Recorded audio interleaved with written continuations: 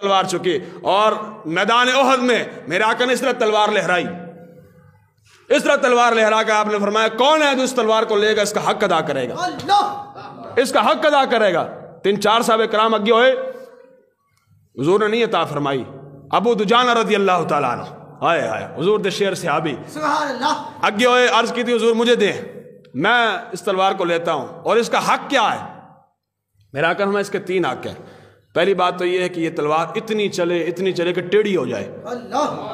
یہ کون فرما رہے وما ارسلناک الا رحمت للعالمین، حبیب ہم نے آپ کو کل جہان کے لیے رحمت بنا کر بھیجا ہے۔ وہ رحمت للعالمین فرما رہے ہیں کہ اس تلوار کو اتنا چلانا ہے کہ اس کو ٹیڑھی کر دینا، اور دوسرا فرمایا کہ یہ کسی عورت پر نہ چلے، تیسری فرمایا کہ جس کے ہاتھ میں ہو میدان جنگ سے نہ بھاگے۔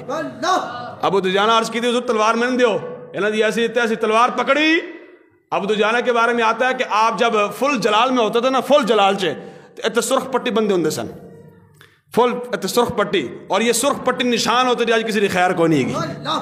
سرخ پٹی آپ نے باندھ لی، تلوار حضور سے لے کر آپ نکل پڑے اور شعر پڑھ رہے تھے الذی آہدنی خلیلی ونخل بالصفخ ید النخیل اللہ قوم الدہر فی القیول اضرب بسیف اللہ والرسول۔ فرمایا آج میں نے تلوار حضور سے لی ہے، آج کے بعد پچھلی صفوں میں نہیں کھڑے ہونا، اگلی صفحے میں کھڑے ہو کر حضور کے گستاخوں کی گردنیں اتار کر رکھ دیں گے، گردنیں اتار کر رکھ دینی ہے۔ آپ جب رسول فلما رآہ رسول اللہ صلی اللہ علیہ وسلم حین یتبختر، اللہ اکبر، جب میرے آقا نے اپنے غلام کی یہ چال چلی دیکھی، کتنی پہلوانے والی چال چل رہا ہے، فرمایا انا لمشیۃ یبغضها اللہ تعالی الا فی ھذا الموطن۔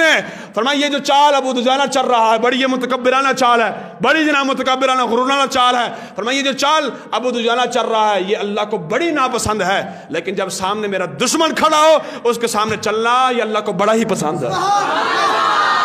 ہاں، جب دشمن خدا سامنے کھڑا ہو، دشمن رسول سامنے کھڑا ہو، اس وقت ایسی چال چلنا یہ اللہ کو بھی پسند ہے، اللہ کے حبیب کو بھی پسند ہے۔